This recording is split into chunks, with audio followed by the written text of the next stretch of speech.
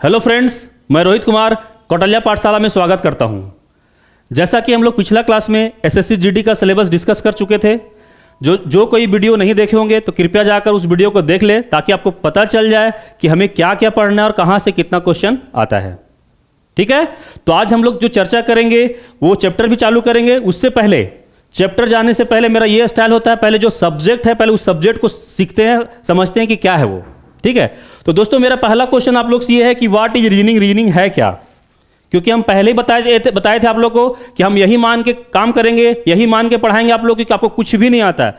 आप रीजनिंग में क्या है, जीरो लेवल है। जीरो क्या, माइनस लेवल में है। उस लेवल से आपको हम जीरो लेवल से आपको हीरो लेवल तक बनाएंगे। ठीक है, तो सबसे पहला मेरा क्वेश्चन ये होता है कि रीजनिंग है क्या। सब्जेक्ट को समझते हैं पहले। तो व्हाट इज रीजनिंग अगर पूछे तो क्या बताएंगे आप? तो सबका अलग अलग डिफिनेशन हो सकता है ना। चलिए, तो हम क्वेश्चन करेंगे और हम ही खुद बताएंगे। तो रीजनिंग क्या है? एक तरह का साइंस है। साइंस समझते हैं, जिस तरह से हम लोग का मैथ, फिजिक्स, केमिस्ट्री, बायो होता है ना, उसी प्रकार से कुछ रीजनिंग भी है। तो साइंस कहने का सेंस क्या है? साइंस कहने का सेंस यही है कि अगर साइंस समझ में आ गया तो बहुत ईजी हो जाता है, और अगर साइंस को नहीं समझे तो हमारे लिए टफ हो जाता है। तो कुछ उसी प्रकार से रीजनिंग भी है।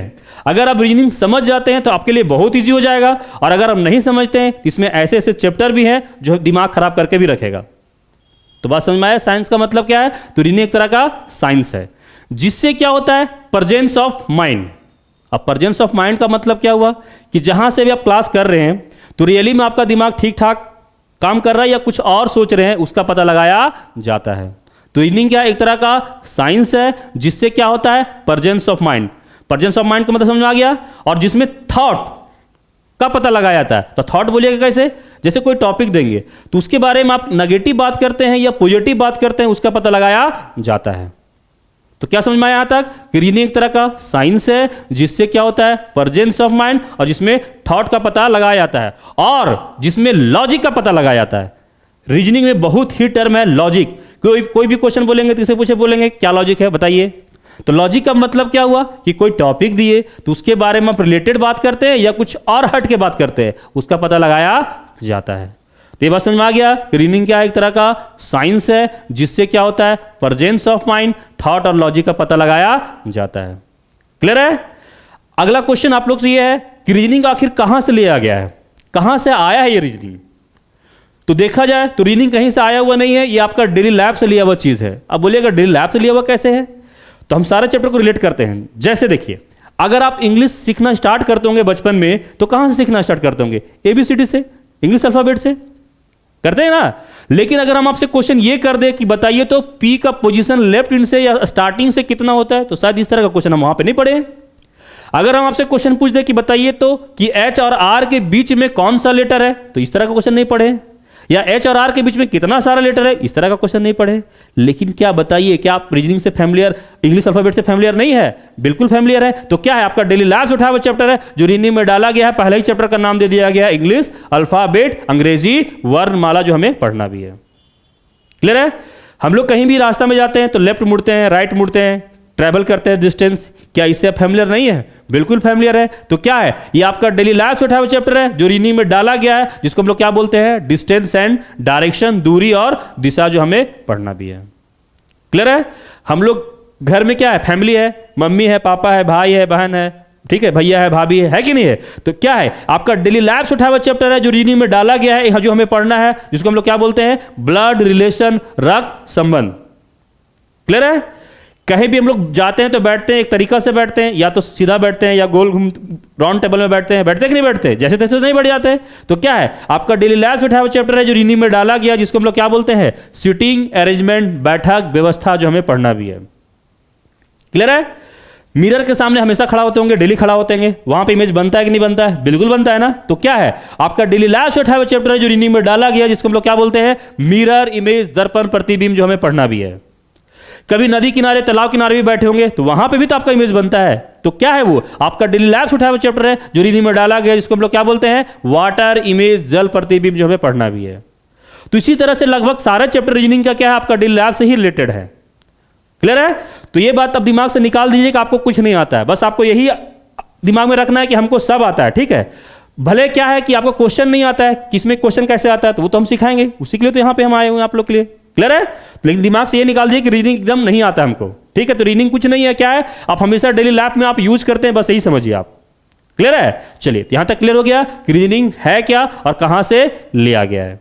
ठीक है, नेक्स्ट क्वेश्चन आप लोग से ये है कि रीजनिंग पढ़ने का क्यों जरूरत पड़ गई आप लोग को। अब बोलिएगा ये क्या क्वेश्चन है। मेरा कहने का सेंस यही है कि जैसे आप लोगों में से बहुत से लोग 10th पास होंगे, 12th पास होंगे, MA कर रहे होंगे, कोई और क्वालिफिकेशन होगा, लेकिन वहां तो रीजनिंग आप लोग नहीं पढ़े, वहां तो जरूरत नहीं पड़ा, लेकिन अब क्या अचानक मकसद हो गया आप लोग रीजनिंग पढ़ने का, बताइए। तो सबका अलग अलग आंसर हो सकता है। तो यहां पे क्या मकसद हो गया, क्योंकि आपको चाहिए जॉब, नहीं, और वो भी जॉब किस प्रकार का, सरकारी या प्राइवेट, बोलिए। तो नो डाउट बोलिएगा क्या, नहीं सर सरकारी, प्राइवेट का को नहीं।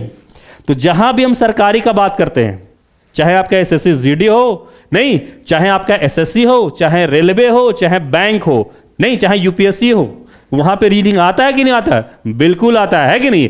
तो अगर आप नहीं पढ़िएगा तो क्या काम चलेगा आपका, जी नहीं, नहीं, क्योंकि वहां पे क्वेश्चन तो आता है, अगर नहीं करेंगे तो फिर कैसे होगा, सिलेक्शन कैसे होगा। तो मेन मकसद तो यही है ना कि हमें चाहिए जॉब, वो भी जॉब किस प्रकार का, बताइए, तो सरकारी जॉब, नहीं, तो इसलिए हम लोगों के मेन पढ़ने का जरूरत है, यही बात है ना मेन, बिल्कुल। तो ऐसा दोस्तों नहीं है सिर्फ सरकारी में ही जरूरत पड़ता है, प्राइवेट में भी जरूरत पड़ता है। बोलिएगा कहां पे, तो आप लोग सुने होंगे कि अच्छे अच्छे कॉलेजेस में क्या होता है ना कि कैंपस सिलेक्शन होता है, वहां पे MNC मल्टीनेशनल कंपनी आती है और स्टूडेंट को डायरेक्ट जॉब ऑफर करती है। तो उन लोग ऐसे वैसे स्टूडेंट को नहीं ले जाती है, उन लोग क्या करती है, रीजनिंग का क्वेश्चन डालती है और उन लोग को चेक करते हैं उन लोग का दिमाग ठीक ठाक काम कर रहा है या नहीं कर रहा है, तो क्वेश्चन से पता चल जाता है। तो वहां पे भी आप लोग का आता है, तो ऐसा नहीं कि प्राइवेट में भी नहीं आता है, वहां पे भी आता है। इसके अलावा तो दोस्तों आप ये भी देख लीजिए कि आजकल तो हम लोग का CUT भी लागू हो चुका है। पहले तो जॉब के लिए था, प्राइवेट में था, लेकिन अब क्या, पढ़ने के लिए भी आपको क्या है, रीडिंग का जरूरत पड़ेगा। आप तो नहीं सुने होंगे CUT लागू हो गया है ना, तो क्या होगा, 12th पास कीजिएगा, उसके बाद आपका ग्रेजुएशन में चाहिए आपको एडमिशन कराने के लिए, तो वहां पे भी CUT से क्रॉस करना होगा, तो वहां पे भी क्या है, रीजनिंग का क्वेश्चन आता है क्या। इसके अलावा किन्हीं को शौक होगा, नहीं सर हमको टीचर भी बनना है, नहीं, तो टीचर बनने के लिए भी आपको रीजनिंग का जरूरत पड़ेगा। अब बोलिए कहां, टीचर बनने के लिए देखिए हायर क्वालिफिकेशन में क्या है कि B.Ed करना होता है, B.Ed करना होता है ना, तो B.Ed में क्या होता है, वहां से भी क्या होता है, 30 क्वेश्चन हमारा रीजनिंग का पूछा जाता है। क्लियर है, इसलिए भी मेन जरूरत है। इसके अलावा किन्हीं को लगा नहीं सर हमको लेक्चरर करना है, नहीं, प्रोफेसर बनना है, तो वहां पे भी आप सुने होंगे नेट क्वालिफाई करना पड़ता है। तो नेट क्वालिफाई करने वाला में भी क्या है कि पहला पेपर हमारा क्या, वहां पे रीजनिंग का क्वेश्चन आता है, इसलिए भी मेन जरूरत है। तो बात समझ में आ गया होगा कि रीजनिंग पढ़ने का क्यों जरूरत पड़ गई आपको। अब नेक्स्ट क्वेश्चन आप लोग से ये है कि आखिर रीजनिंग का क्या इंपॉर्टेंस है आपका लाइफ में, ये क्या करेगा आपका लाइफ को, बताइए। तो रीजनिंग आपका लाइफ को चेंज कर देगा। अब बोलेगा कैसे चेंज कर देगा, जैसे अगर हम आपसे पूछे कि बताइए तो 10th और 12th का जो स्कोरिंग पेपर होता है वो कौन सा पेपर होता है, तो नो डाउट मैथ्स होता है। लोग वहां पे क्या होगा, मैथ में 100 मार्क्स लाते हैं, आप भी लाए होंगे, आपका भाई बंधु भी लाया होगा ना। लेकिन थोड़ा सा अगर हम कंपटीशन में बात करते हैं तो दोस्तों यहां सबके बस का बात नहीं है कि 100 में मैथ में 100 मार्क्स ले आएगा, ऐसा नहीं है। देखिए मैथ और रीजनिंग के साथ एक चीज खासियत है कि ये दोनों क्या है कि जितना पढ़ेंगे उतना आएगा, कोई इसमें कोई इशू नहीं है, ठीक है। लेकिन मैथ वाला में क्या है कि सबके बस का बात नहीं है, नहीं कि पूरा में पूरा मार्क्स ले आएगा। अगर आप अच्छे से प्रैक्टिस करते हैं, अच्छे से क्लास आप पढ़ने में सही है, तो बिल्कुल उसमें भी लाइएगा, उसमें कोई दिक्कत का बात नहीं है। लेकिन अगर आप एक एवरेज स्टूडेंट है, नहीं, तो आप क्या है, मैथ में तो नहीं, लेकिन रीजनिंग में अगर आपका ये 20 क्वेश्चन आया है तो 20 क्वेश्चन आप ला सकते हैं, अगर हमें फॉलो करते हैं तो आपको कहीं कोई दिक्कत का बात नहीं है। तो बात समझ में आया। तो ये क्या है, हम ये मानते कहीं वैसा लिखा हुआ नहीं कि रीजनिंग क्या है कि ये स्कोरिंग पेपर है, किसका, कंपटीशन लाइन का स्कोरिंग पेपर रीजनिंग माना जाता है, ना कि मैथ, क्योंकि इसमें लोग पूरा में पूरा मार्क्स लाता है, आप भी ला सकते हैं, इसमें कहीं कोई दिक्कत का बात नहीं है। और एक चीज सुने होंगे, कंपटीशन जो यहां पे चलता है दोस्तों मात्र 1 और 2 नंबर से चलता है, पता है आपको, 1 और 2 नंबर से यहां पे कंपटीशन चलता है। अब बोलिएगा कैसे कि सर हम तो एग्जाम देंगे तो हम तो बहुत पीछे हो जाएंगे, नहीं। तो अगर मान लीजिए कि आप एग्जाम देंगे और बहुत पीछे हो जाएंगे, मतलब क्या हुआ कि अभी आपने तो तैयारी करना स्टार्ट किए हैं, नहीं, तो इसका ये मतलब हुआ कि आप कंपटीशन लाइन में है ही नहीं। तो रियली में तैयारी किसके बीच में होता है कि जो तैयारी कर रहे हैं, किए हैं, और जो अभी कर रहे हैं सीरियसली, ठीक है। तो देखिएगा कि रिजल्ट जो रुकता है बस 1 और 2 नंबर से रुकता है। अगर 1 नंबर आप अगर ज्यादा आया है, इसका मतलब क्या होगा कि कितना हजारों स्टूडेंट से आप आगे निकल सकते हैं, और 1 नंबर कहीं कम आता है तो बहुत स्टूडेंट से, हजारों स्टूडेंट से पीछे भी हो सकते हैं। तो इसका इंपॉर्टेंस है, एक एक नंबर का इंपॉर्टेंस है। और दूसरी बात ये भी आप सुनते होंगे कि नहीं रीजनिंग तो बन ही जाता है। नहीं, 20 क्वेश्चन में तो हम कोई भी अगर बोलेंगे ना तो 15 क्वेश्चन कोई भी बना लेगा, आप भी बना लेंगे अगर नहीं पढ़े तो। लेकिन कंडीशन क्या है, बना तो जरूर लीजिएगा, लेकिन उसमें होगा प्रॉब्लम क्या मालूम है कि आप तो टाइम ले लीजिएगा। आप अपने तरीका से बनाएंगे तो उसमें टाइम जाएगा बहुत। नहीं, और एग्जाम में तो मेन तो टाइम ही का तो मारामारी होता है। आप सोचिए ना, ठीक है, आप सोच सकते हैं कि आपका 80 क्वेश्चन ही टोटल है, और 80 क्वेश्चन क्या है, 60 मिनट ही दिया गया, 1 घंटा ही दिया गया है। पूरी आपका क्या है, एक क्वेश्चन पे 1 मिनट भी नहीं पड़ रहा है। तो अगर आप अपने तरीके से बनाएंगे तो पूरा क्वेश्चन तो बना ही नहीं पाएंगे, नहीं टाइम चला जाएगा इधर ही। तो क्या आप उम्मीद रखते हैं कि आपका सिलेक्शन हो पाएगा? बिल्कुल नहीं, कभी नहीं हो सकता है। और दूसरी बात, अगर आप रीजनिंग नहीं पढ़े हैं तो ये 5 क्वेश्चन जो है ना आपसे नहीं बनेगा। आप सोचिए कि रिजल्ट जो यहाँ पे होता है बस 1 और 2 नंबर से होता है, और यहाँ 5-5 नंबर आप छोड़ के आएंगे, तो बताइए कैसे रिजल्ट होगा आपको? कैसे सोचते हैं कि आपका सिलेक्शन हो जाएगा? होगा क्या? नहीं हो सकता है, बिल्कुल नहीं हो सकता है। ठीक है, तो इसीलिए क्या है कि कोई भी सब्जेक्ट को आपको कमजोर नहीं रखना है। कम से कम देखिए हमारे अगर स्कोरिंग पेपर है, बाकी हम एवरेज भी रहेंगे तो क्या होगा, कोई इशू नहीं है, आराम से आपका सिलेक्शन हो सकता है। यहां पे स्कोरिंग रहेगा तो वहां पे हम लोग मैनेज कर सकते हैं ना। क्लियर है? तो इसीलिए क्या है कि ये आपको क्या है, आपका लाइफ को चेंज कर देगा। चेंज कैसे कर देगा? जॉब दिला देगा। तो जाहिर सी बात है, जिसलिए आप आज तक आप लोग पढ़ रहे हैं तो आपको जॉब मिल जाएगा, तो फिर क्या होगा, सिलेक्शन हो जाएगा, तो फिर आपका लाइफ तो चेंज होगा ही ना। नहीं तो इतना बात समझ में आ गया होगा, उम्मीद करते हैं। ठीक है, तो ये क्या था, हम लोग रीजनिंग के बारे में आप उम्मीद करते हैं बहुत सारा चीज समझ गए होंगे आप लोग। दोस्तों अगर हम एक क्वेश्चन आप लोग से पूछे, ये क्वेश्चन बहुत लोगों को पता भी नहीं होता है, ठीक है, कि who is father of reasoning, reasoning का पितामह किसे कहा जाता है।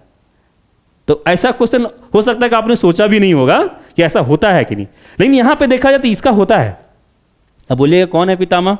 ठीक है, चलिए तो अब हम बताते हैं। देखिए अगर हम आपसे पूछे कि बताइए तो जीव विज्ञान, बायोलॉजी का पितामह किसे कहा जाता है, तो आप बोलेगा अरस्तु, इंग्लिश में अरिस्टोटल। तो दोस्तों वही है, अरिस्टोटल ही रीजनिंग का पितामह कहा जाता है, क्योंकि रीजनिंग में एक सेक्शन आता है लॉजिकल रीजनिंग, उन्होंने ही सर्वप्रथम क्या कॉन्सेप्ट लॉजिकल रीजनिंग का बताया था। ऐसे अरिस्टोटल ने क्या किया है, बहुत सारे सेक्टर में भी वो योगदान दिए, काम किए हैं। तो लॉजिकल रीजनिंग का सर्वप्रथम कॉन्सेप्ट क्या है, अरिस्टोटल ने ही दिए थे, इसीलिए रीजनिंग का पितामह भी उन्हें कहा जाता है। क्लियर है? तो उम्मीद करते हैं कि रीजनिंग के बारे में आपको बहुत चीज समझ में आ गया होगा। कोई दिक्कत यहां तक किसी को? कोई दिक्कत नहीं है ना? चलिए तो आगे बढ़ा जाए, अब बढ़े आगे। चलिए तो आप लोग रेडी हैं? तभी हम लोग जो चर्चा किए तो समझिए माइनस से आपको 0 लेवल में लाएं कि रीजनिंग के बारे में कुछ नहीं पता होगा, तो उम्मीद करते हैं बहुत चीज आपको पता हो गया होगा। क्लियर है? अब हम लोग चैप्टर स्टार्ट करें। तो जो सिलेबस लिखवा है तो वहां पे पहला चैप्टर आप देखे होंगे, क्या है पहला चैप्टर का नाम, क्या है हम लोग का, इंग्लिश अल्फाबेट, अंग्रेजी वर्णमाला। तो यहां से हमारा क्या होता है कि चैप्टर स्टार्ट होता है, और ये चैप्टर क्या है, ये बेस है। यहां पे आपको बहुत चीज सीखने को मिलेगा, कौन सा लेटर का अपोजिट क्या होता है, कौन कितने नंबर पे होता है, क्या लेफ्ट होता है, क्या राइट होता है, ये सारा चीज आपको पूरा रीजनिंग में काम देने वाला है। तो ये चैप्टर क्या है, बेस है, आधार है। अगर इसको आप समझते हैं तो आगे आपको बहुत हेल्प हो जाएगा। क्लियर है? तो बिना देर के हम लोग आगे बढ़े, चैप्टर को स्टार्ट किया जाए। आप लोग रेडी है ना? चलिए देखिए, तो रीजनिंग में मेन क्या है, लेफ्ट, राइट, बायां और दायां। अगर हम आपको यह बोले कि बताइए तो इंग्लिश अल्फाबेट में हमें लेफ्ट टू राइट जाना है, बाएं से दाएं जाना है, बताइए किधर बढ़िएगा? बताइए लेफ्ट टू राइट। तो याद रखेंगे ए टू जेड, किधर से, ए टू जेड, ए से जेड की तरफ हमारा क्या होगा, लेफ्ट टू राइट जाएगा, मतलब बाएं जाएगा। देखिए यहां पे लेफ्ट का हिंदी लिखा हुआ है बाएं। अगर हम आपको यह बोलेंगे कि नहीं इंग्लिश अल्फाबेट में हमें राइट टू लेफ्ट जाना है, दाएं से बाएं जाना है, तब किधर बढ़ेंगे बताइए? तो हमारा राइट काम करेगा जेड टू ए, नहीं जेड टू, ये हमारा राइट होता है, दायां होता है। बात समझ में आया? एकदम आराम से समझना है। क्लियर है? बायां मतलब इधर और दायां मतलब इधर। लेकिन जैसे हम कोई खास लेटर का बात करते हैं, कोई पर्टिकुलर लेटर का बात करते हैं, जैसे मान लीजिए मेरा इस तरह से ABCD लिखा हुआ है, मतलब पूरा वर्णमाला लिखा हुआ है। अब अगर हम आपको यह बोले कि बताइए तो M का लेफ्ट किधर होगा, तो बहुत लोग बोलेंगे सर इधर, बहुत लोग बोलेंगे इधर, क्योंकि लेफ्ट राइट में सब लोग कंफ्यूजन होता है। लेकिन आज के बाद आप लोग को जरा सा भी कंफ्यूजन नहीं होगा। तो कैसे, आइए हम लोग बात करते हैं। अगर बोले जाए M का लेफ्ट, तो उसमें कुछ नहीं करना है, अपने आप को रख लीजिए M। आप M के जगह मान लीजिए कि आप M है, यू आर M, आप M हो, तो उस केस में बताइए हमारा लेफ्ट किधर है, इधर है ना। तो ध्यान रखिएगा उस केस में क्या होगा, जो आपका लेफ्ट है वही लेफ्ट, जो आपका राइट है वही राइट। अब बोलिएगा सर ऐसा कैसे हो गया? नहीं, क्योंकि अभी तो बताया आप रीजनिंग तो आपका डेली लाइफ से लिया हुआ चीज है, तो वही होना चाहिए था, लेकिन ये उलट पुलट कैसे गया, आइए इसको भी समझाते हैं। देखिए अगर हम बात करें इंग्लिश अल्फाबेट का, अंग्रेजी वर्णमाला का बात करें, तो देखिए हमारा लेफ्ट तो इधर होता है ना, होता है कि नहीं होता है? लेकिन बताइए इधर कुछ भी लेटर है? कुछ भी नहीं है ना। अरे भाई तो कहीं तो हम लोग बढ़ना स्टार्ट करेंगे ना, बिल्कुल बढ़ना स्टार्ट करेंगे। तो उस किस्म में क्या करते हैं कि हमारा जो बायां हाथ है उसी को हम लोग बायां छोर मान लेते हैं, इसीलिए हम लोग बायां इधर बढ़ जाते हैं। बस समझ आया? हम लोग का दायां एक्चुअली उधर होता है, लेकिन क्या कोई लेटर है? बताइए कोई लेटर है? नहीं है ना। तो भाई कहीं तो हम बढ़ना स्टार्ट करेंगे, बिल्कुल करेंगे। तो क्या करते हैं कि जो हमारा राइट इंड है उसी को हम लोग दायां छोर मान लेते हैं। किस केस में? तो इंग्लिश अल्फाबेट केस में, ठीक है, वर्णमाला के केस में, 2600 लेटर के केस में। लेकिन जैसे हम कोई पर्टिकुलर लेटर का बात करते हैं, कोई खास लेटर का बात करते हैं, जैसे हम एम के बात कर रहे हैं, तो हम क्या बोले? अपने आप को रख लीजिए। तो हमारा लेफ्ट किधर है? इधर। बताइए लेटर है कि नहीं? बिल्कुल बहुत सारे लेटर है। तो इस केस में क्या होगा? जो आपका लेफ्ट है वही लेफ्ट, जो आपका राइट है वही राइट होता है। ये बात समझ में आया? चलिए, जब समझ में आ गया तो हम क्वेश्चन पूछते हैं, आप लोग अपना माइंड में सोच के जवाब रखेंगे और जवाब दीजिएगा। अगर हम आपसे पूछे कि बताइए तो पी का राइट जाना हमें, तो ये कोई खास लेटर हुआ ना, कोई पर्टिकुलर लेटर ना केस हुआ, तो इस केस में क्या होगा? जो आपका राइट है मतलब किधर? तो हमारा राइट इधर है, इधर राइट काम करेगा। नहीं, अगर बोलेंगे पी का लेफ्ट जाना तो उस केस में क्या करेंगे? हमारा लेफ्ट इधर है ना, तो बिल्कुल इस केस में क्या होगा? तो जो लेफ्ट है तो इधर काम करेगा। नहीं तो दायां इधर और बायां इधर। क्लियर है यहां पे? लेकिन दोस्तों यहां पे एक क्वेश्चन कंफ्यूजन सबका माइंड में आता है। देखिए यहां पे ए के पास अगर हम बोलें कि ए का राइट जाना है तो कोई दिक्कत नहीं है, ये भी तो खास लेटर ना, पर्टिकुलर लेटर केस है ना, तो इस केस में क्या होगा? राइट इधर ही काम करेगा। नहीं, लेकिन बोल देंगे कि नहीं ए का लेफ्ट जाना है, तो उस केस में बोलेगा कि होगा ही नहीं। बहुत लोग को लगेगा कि होगा ही नहीं, बहुत लोग लगेगा होगा। तो भाई क्या होगा? तो ए का लेफ्ट होगा, क्या होगा? ध्यान देखिएगा, ए का लेफ्ट जो होगा वो जेड होगा। अब बोलेगा कैसे? तो एक चीज यहां पे समझने का जरूरत है, ध्यान से देखिए। देखिए दोस्तों, वर्णमाला जो हमारा होता है वो क्या होता है? ए से जेड तक होता है कि नहीं होता है? तो हम लोग जानते हैं कि एबीसीडी पढ़ते पढ़ते जेड के पास गए, और फिर जेड खत्म हुआ, फिर कहां से स्टार्ट हो जाता है? ए से। तो एक चीज यहां पे ध्यान देने का जरूरत है कि वर्णमाला कभी इंड नहीं होता, ये क्या होता है? घूम जाता है, ये सर्कुलेट हो जाता है। क्लियर है? तो कहने का मतलब क्या, वो जेड के बाद फिर कहां से आ जाएगा? ए के पास। तो ए का राइट बोलेंगे तब तो इधर आ जाएगा, कोई इशू नहीं है। लेकिन जब ए का लेफ्ट बोलेंगे फिर कहां से चालू हो जाएगा? जेड के पास। नहीं, कहां घूम जाएगा? जेड के पास। तो वही लिखे यहां पे जेड। ये बात समझ में आया? चलिए, यही कंफ्यूजन जेड के पास होता है। तो जेड के पास क्या कंफ्यूजन होता है? अगर जेड का लेफ्ट बोलेंगे तब तो कोई इशू नहीं है, इधर काम करेगा लेफ्ट। नहीं, लेकिन जब जेड का राइट बोलेंगे फिर कहां से घूम जाएगा? तो एक से घूम जाएगा। तो एक चीज माइंड में रखना है कि वर्णमाला क्या होता है? हमारा इंड नहीं होता है, ये क्या होता है? घूम जाता है, ये सर्कुलेट हो जाता है। तो उम्मीद करते हैं कि लेफ्ट राइट आपको समझ में आ गया होगा। एक बार फिर से रिपीट कर देते हैं, आराम से समझ लीजिए। देखिए, इंग्लिश अल्फाबेट बोलेगा ना तब लेफ्ट इधर, राइट इधर, कोई दिक्कत नहीं है। कोई खास लेटर केस में बोलेगा तो उस केस में जो आपका लेफ्ट है वो लेफ्ट, जो आपका राइट है वो राइट। कंफ्यूजन कहां के होता है? ए के पास होता है। तो ए का राइट तब तो इधर, जब ए का लेफ्ट फिर कहां से? जेड के पास। जेड का लेफ्ट तो कोई इशू नहीं, इधर बढ़ जाएंगे। लेकिन जेड का राइट बोलेगा फिर कहां चालू हो जाएंगे? तो ए के पास। समझ में आया दोस्तों? अब कोई दिक्कत होगा क्या? तो उम्मीद करते हैं जरा सा भी दिक्कत आगे नहीं होगा। ठीक है, चलिए तो अगला हम लोग देखते हैं इसके बाद नोमेनक्लेचर। अगला हमें क्या देखना है? नोमेनक्लेचर। नोमेनक्लेचर का मतलब क्या होता है? नामकरण। अरे भाई आपका भी तो नाम है, तो नाम क्यों दिया जाता है बताइए? जाहिर सी बात है, पहचान के लिए। तो यहां भी कुछ पहचान के लिए ही दिया गया। मतलब क्या है जरा समझिए। अगर हम बोले कि फॉरवर्ड डायरेक्शन ऑफ अल्फाबेट, अगर हम बोलते हैं कि फॉरवर्ड डायरेक्शन ऑफ अल्फाबेट, तो आपका माइंड में क्लिक करना चाहिए हम किसका बात कर रहे हैं। बताइए किसका बात कर रहे हैं? तो ए से जेड का बात कर रहे हैं। दिख रहा है ना? हाँ दिख रहा है। ठीक है, ए से जेड का बात कर रहे हैं। किसका मतलब? फॉरवर्ड डायरेक्शन ऑफ अल्फाबेट, वर्णमाला का बढ़ता हुआ क्रम। क्लियर है? अगर हम आपसे बोले कि बैकवर्ड डायरेक्शन ऑफ अल्फाबेट, वर्णमाला का घटता हुआ क्रम, तो आपका माइंड क्लिक करना चाहिए हम किसका बात कर रहे हैं? बताइए तो जेड से ए का बात कर रहे हैं। समझ में आया? फॉरवर्ड का मतलब ए से जेड, बैकवर्ड का मतलब जेड से। कोई दिक्कत नहीं। अगला दोस्तों यहां पे क्या है, थोड़ा सा एक चीज समझ लीजिए। आइए हम लोग यहां पे देखते हैं। देखिए ये हमारा वर्णमाला है ना वर्णमाला। तो वर्णमाला को हम क्या करते हैं कि इसको दो पार्ट में डिवाइड करते हैं। तो एम के पास आ जाएगा। तो ए से एम जो होता है ये 13 लेटर होता है, फिर यहां से 14 के बाद 26 आ जाता है। तो क्या ए से एम को हम बोल सकते हैं कि ये फर्स्ट हाफ है? नहीं बोल सकते। फर्स्ट हाफ का मतलब अर्धांश, आधा। हिंदी में अर्धांश लिखता है, ठीक है, प्रथम अर्धांश लिख देगा। और इसका क्या हो जाएगा? एन से जेड बता दीजिए। ये सेकेंड हाफ बोल सकते हैं ना? बिल्कुल बोल सकते हैं। ये द्वितीय अर्धांश है। कभी कभी हिंदी वाला किताब में इसको पूर्वार्ध भी लिखेगा, तो पूर्वार्ध मतलब पूर्व मतलब पहले, तो पहले समझ आ जाएगा। उत्तरार्ध मतलब बाद, उत्तराधिकारी होता है ना, मतलब बाद का, तो उत्तरार्ध मतलब क्या होगा, सेकेंड हाफ।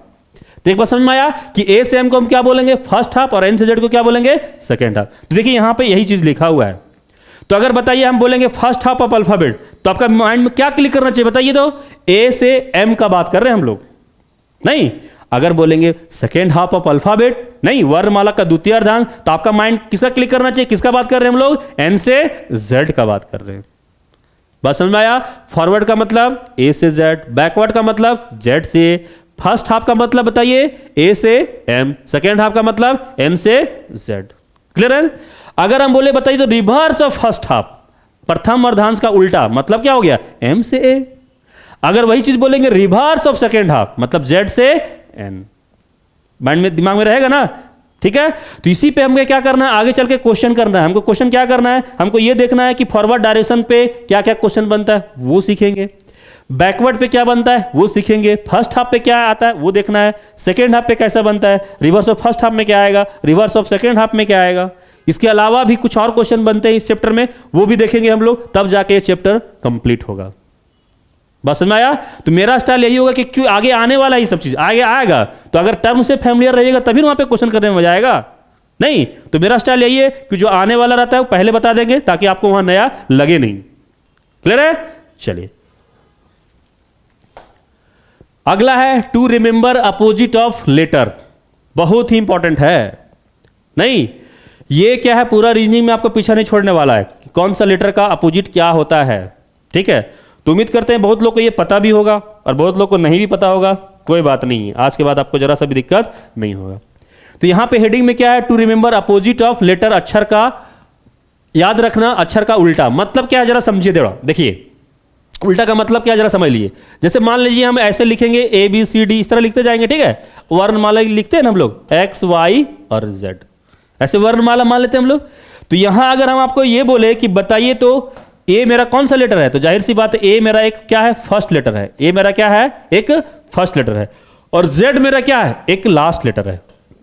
ए मेरा फर्स्ट लेटर, तो जेड मेरा क्या है, एक लास्ट लेटर। तो इसी सेंस में ये एक दूसरे का उल्टा है। अपोजिट का मतलब समझ में आ रहा है कि ये वर्णमाला का अगर मेरा पहला लेटर है तो जेड मेरा क्या है, एक अंतिम लेटर है, लास्ट लेटर है। तो इसी सेंस में क्या है, एक दूसरे का उल्टा है, अपोजिट है। तो बताइए अगर इस तरह से हम करते जाएंगे तो कितना पेयर मिलेगा, कितना जोड़ा मिलेगा, तो नो डाउट 13 जोड़ा मिलेगा। तो 13 जोड़ा देखिए आपके पास लिखा हुआ है।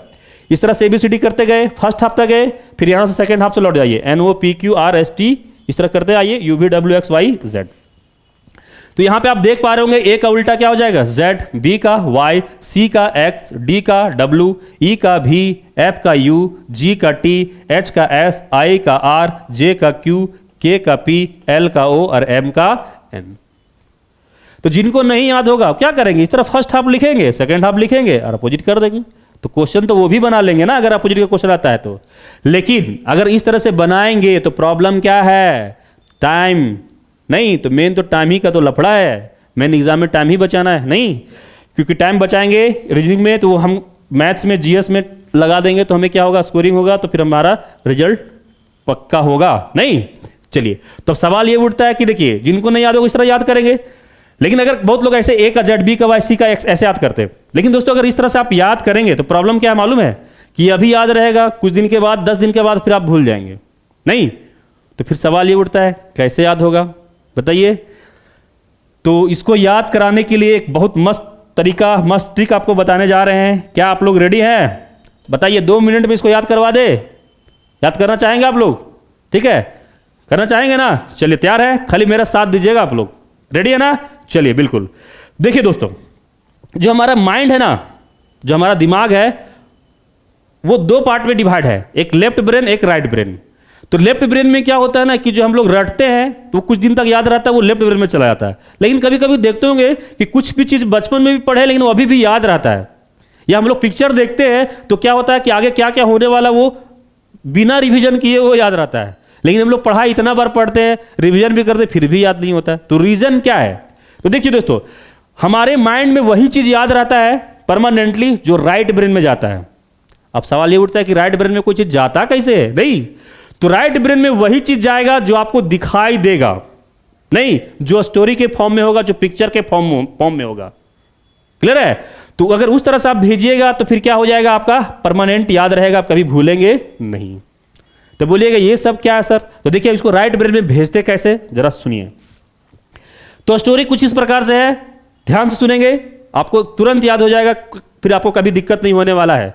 अगर आप कभी कोई आपसे नींद में भी रहेंगे ना, पूछेगा ना किसका अपोजिट क्या होता है, तो वैसे भी आप बता दीजिएगा। लेकिन उसके लिए क्या है, ध्यान से सुनिए जो बताने जा रहे हैं। रेडी है ना आप लोग? चलिए बिल्कुल। तो स्टोरी कुछ इस प्रकार से है, ठीक है। एक आज का बात है, कब का बात है? आज का बात है। एक जैक नाम का लड़का था। बोलिए कब का बात है? तो आज का बात है। लड़का क्या नाम था? तो जैक नाम था। तो उस लड़का को कहीं जाने का मन हो गया। तो कहां जाने का मन हो गया भाई? तो एक लव पॉइंट था। तो लव पॉइंट था कहां पे? तो जीटी रोड में था। बताइए कब का बात है? आज का बात है। लड़का का क्या नाम था? तो जैक नाम था। तो कहां जाने का मन हुआ? तो लव पॉइंट था कहां पे? जीटी रोड में था। तो लड़का क्या किया ना, पूरा पानी उनी पी के, पूरा शर्ट उट पहन के मन बना लिया कहां जाने का? Love point. लेकिन बात है शाम 6 बजे का। कितना बजे का? शाम 6 बजे का। जब वो वहां से लौट रहा था, कहां से? लव पॉइंट से। नहीं, तो रास्ता में इतना खतरनाक एक्सीडेंट हो गया कि वो सीधा चला गया ऊपर। तो बताइए कि हमारे यहां कोई भी गेस्ट आते हैं तो हमारे घर छोड़ के जाते हैं, तो हम लोग क्या करते हैं? बाय बाय करते हैं कि नहीं करते हैं? करते हैं ना। वो बेचारा दुनिया छोड़ के चला गया, तो इतना तो निर्लज हम लोग है भी नहीं कि बाय बाय भी ना करें। नहीं, तो हम लोग भी बाय बाय कर दी, और क्या। अब बोलिएगा सर ये क्या है? आइए देखते हैं।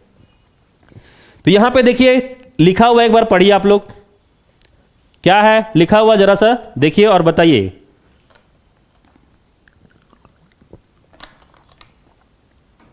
यहां पे लिखा हुआ है, आज जैक पानी पी के, डीओ लगाकर, शर्ट पहनकर जीटी रोड स्थित लव पॉइंट जाने का मन बना रहा था कि उफ, नहीं बोलते वो माय गॉड क्या हो गया, नहीं कि उफ 6 PM में उसका एक्सीडेंट हो गया और उसे बाय कहना पड़ा।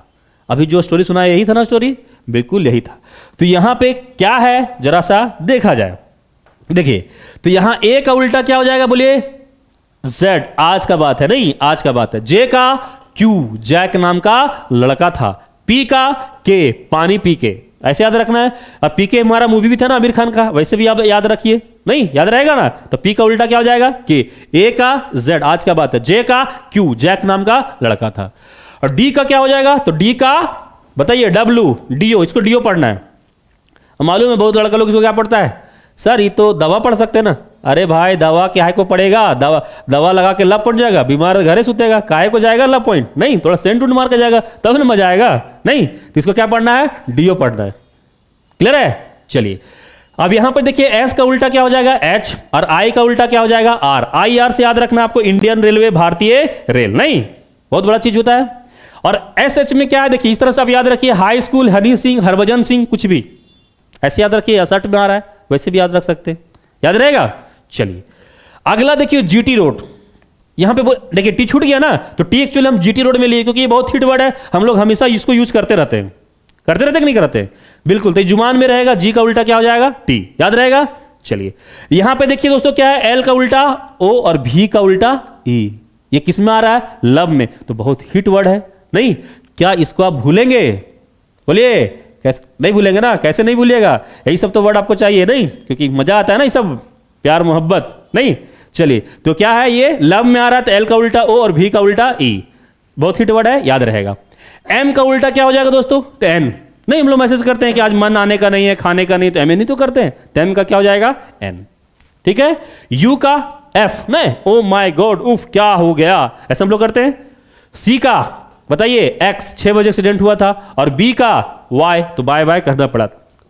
अब देखिए यहां पे आपको 13 पेयर मिल गया होगा, देख लीजिए। 1 2 3 4 5 6 7 8 9 10 11 12 और 1 13।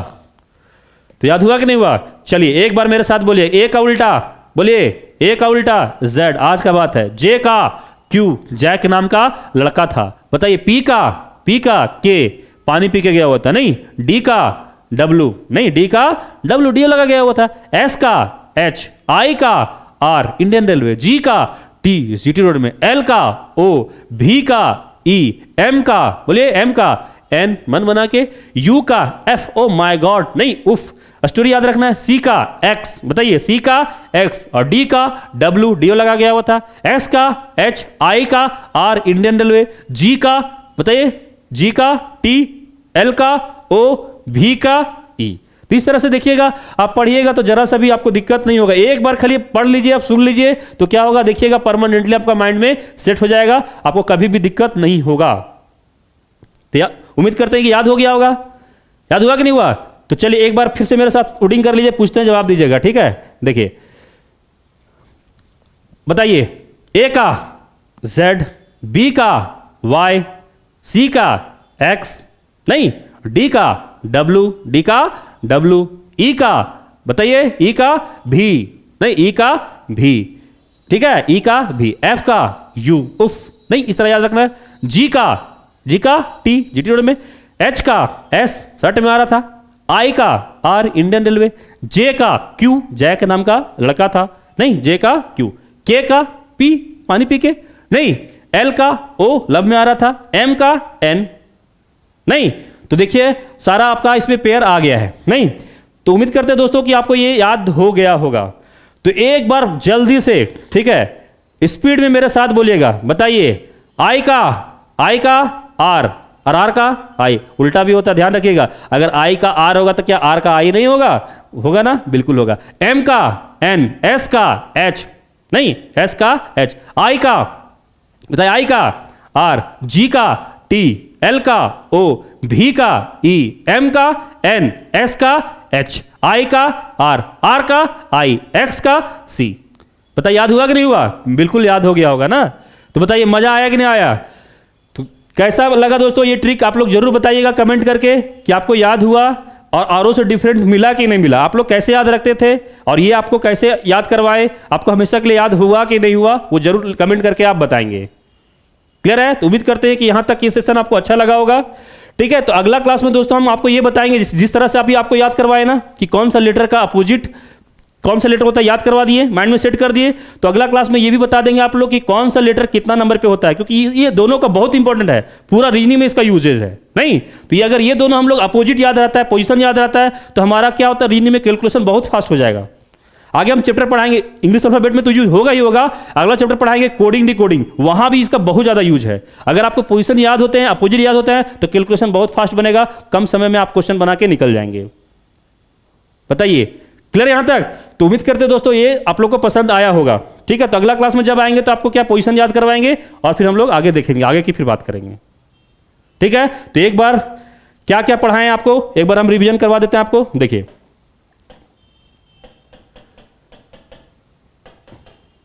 देखिए दोस्तों, ये लेफ्ट राइट समझा दिए कि कौन सा लेटर का लेफ्ट किधर होता है, राइट किधर होता है, अंग्रेजी वर्ड मतलब लेफ्ट इधर राइट इधर होता है नहीं, पर्टिकुलर लेटर लेफ्ट राइट किधर होता है वो बता दिए, किसको क्या क्या बोलते हैं वो भी समझ में आ गया नहीं। बताइए तो ए से जेड को क्या बोलते हैं, forward direction of all alphabet. ठीक है, एन से जेड को क्या बोलते हैं, एन से Z second half of alphabet नहीं, एम से रिवर्स ऑफ फर्स्ट हाफ और जेड से N reverse of second half. Mind click कर रहा है ना किसको हम लोग बोल रहे हैं?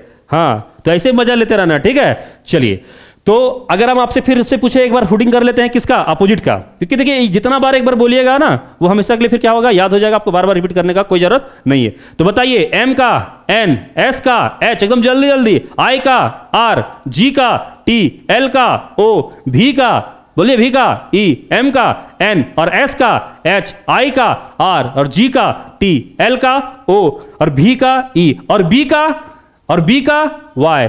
बाय बाय दोस्तों, फिर मिलते हैं हम लोग नेक्स्ट क्लास में। Thank you.